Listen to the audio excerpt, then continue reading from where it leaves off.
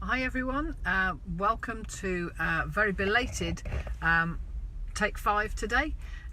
It's Karen here. I'm the Ideas Interaction Business Coach, and I've been out business networking today, and it actually went on for longer than I'd anticipated because there were lots of people there to talk to, lots of colleagues and friends to catch up with, and that's the great thing about networking, is you never know who you're going to meet on the day there.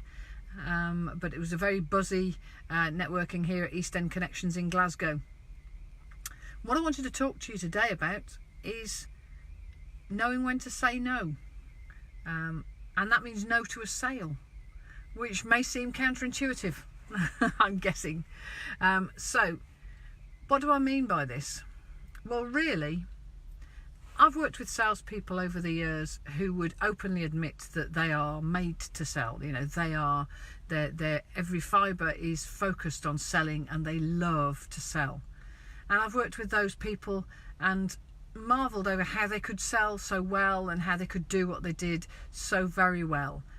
But there's an element that some people that I worked with took it to, that a line almost that I wouldn't cross myself. And that was selling at all costs. And by that I mean, sometimes you get an inkling that what somebody's after is not exactly what you've got to offer.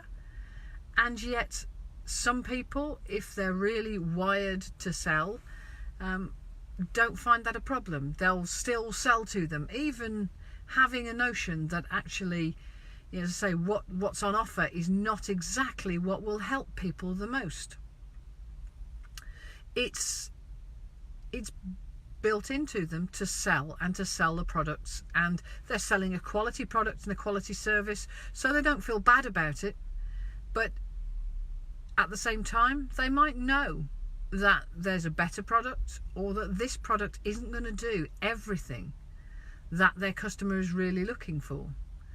And yet they won't actually fess up and say that. They won't own up to that and think about being honest and saying, well, there are other things that do something different, or our product doesn't do exactly that.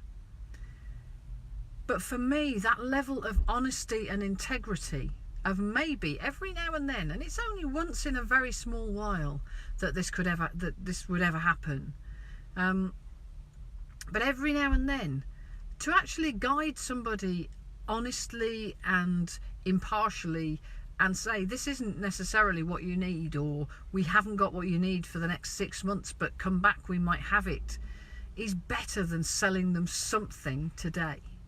The integrity and the honesty that underlies that, do you know, it will probably mean that those customers will come back to you anyway, time and time again, because you gave them honest advice. You didn't just sell them the first thing you could sell them, even though it wasn't going to be a perfect fit.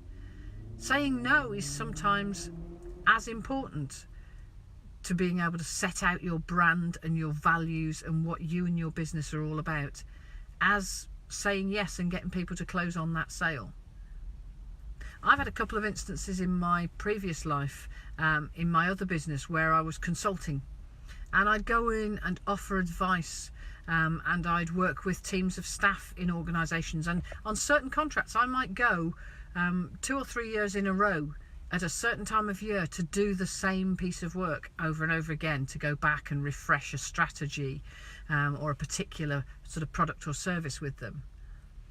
And that was great. It was super for me, because it was good, very good, regular income, if you like, in the year, built into the circuit.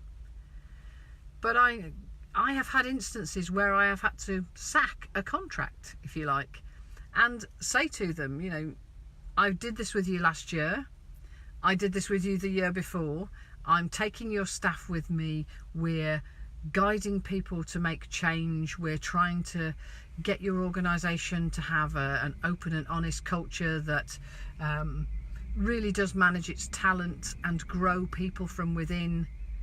But actually, when I'm away, the 9 months of the year when I'm not here, you're not following through. You're not delivering the strategy that we've worked on together with your staff, that I have led with your staff. And in a couple of instances over the last 5 years in that business, I've had to say to clients of mine, I won't be coming back to do that work again, because you know, you're not delivering on the promise. And whilst they can pay lip service, they shouldn't, but they can pay lip service to the work that I'm doing and to the whole ethos and culture we're trying to build underneath, actually I can't. It's my business to really believe in it, to walk the walk, to do what I do very genuinely. And so if that's the case, sometimes me saying no might have lost me that £25,000 contract, which is a big chunk out of my year. But for me, it felt like the right way to sell. It felt like it was congruous with my values. For those staff, they saw me come and do the work and work with them genuinely. And at the point at which I could no longer do that, they saw me stand up for what I believed in and not just go back for the money.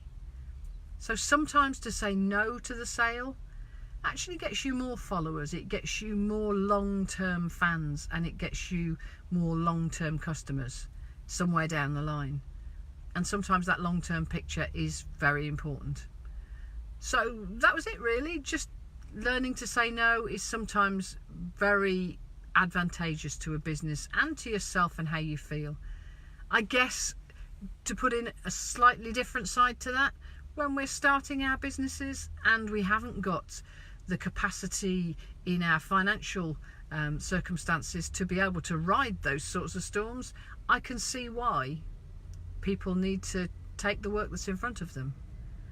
But at the same time, if you want to build a brand, you have to actually think about how you are going to position yourself and how you are going to stand out from the crowd and how you are going to stand for something. I can see that here from Rosaline. How you're going to stand for something that's tangible and meaningful to your customers, the ones in front of you now and the ones that are going to come to you in the future. So that's my Take 5 thought for today. Very good sort of atmosphere here at Networking Today. Lots of people saying yes to lots of things, which is super. But learn how to say no in your business. Be clear about the times when actually saying no might be the best thing for you to do, rather than always saying yes to that sale just to get every sale across the line. See you all again soon. Bye.